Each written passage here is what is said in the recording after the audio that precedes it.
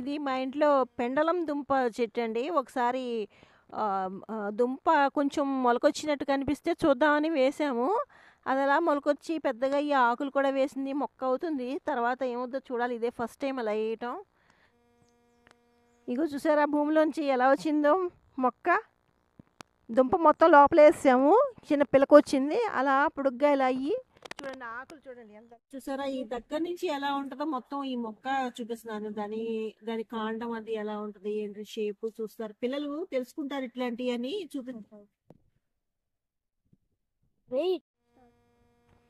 ఇదిగో ఇది చూసారా మా ఇంట్లో కంద మొక్క ఇది వేయటం రెండోసారి. ఫస్ట్ ఒకసారి వేసినప్పుడు 370 గ్రాములు కంద వచ్చింది. మళ్ళీ రెండోసారి వేసాను అనమాట. చిన్న మొక్క ఉంది చూసారా ఎలా ఉంటుందో కంద మొక్క. ఇది చూసారా చామందుంప మొక్క. చామందుంప ఇలా మొలకలు వస్తాయి కదా అప్పుడప్పుడు. అలా వేసుకుంటే మనం ఒక 2-3 టబ్బుల్లో వేసుకున్నాం అనుకోండి. అవి ఈ ఆకులు ఎండిపోయినప్పటికి అవి తయారవుతాయి అనమాట. అవన్నీ తీసుకుంటే మనకి ఒక కూర అవుద్ది.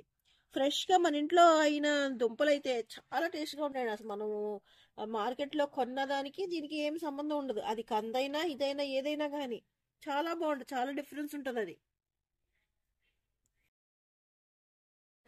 ఇవి చూసారా అల్లం మొలకలు వస్తే చిన్న చిన్న మొలకలు మనం చక్కగా మెత్తగా తవ్వి గుల్లగా ఉంటే బాగా వస్తుంది అల్లం. అందుకని గుల్లగా చేసి వేసాము. మొలకలు వస్తున్నాయి చూసారా చక్కగా మొక్కలు వచ్చినాయి.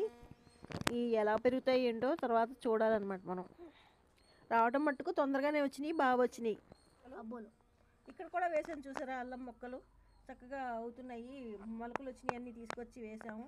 చక్కగా భూమిని బాగా తవ్వి గుల్లగా చేసి అల్లంకి ఎప్పుడు గుల్లగా దీన్ని చూసారా దీని కాండం అది ఎలా ఉంటుందని దగ్గర నుంచి మీకు చూపిస్తున్నాను. పిల్లలు కూడా చూస్తే ఏ మొక్కలు ఎలా ఉంటాయి అనేది తెలుస్తుందని చెప్పేసి అలా ఉంటుంది అనమాట.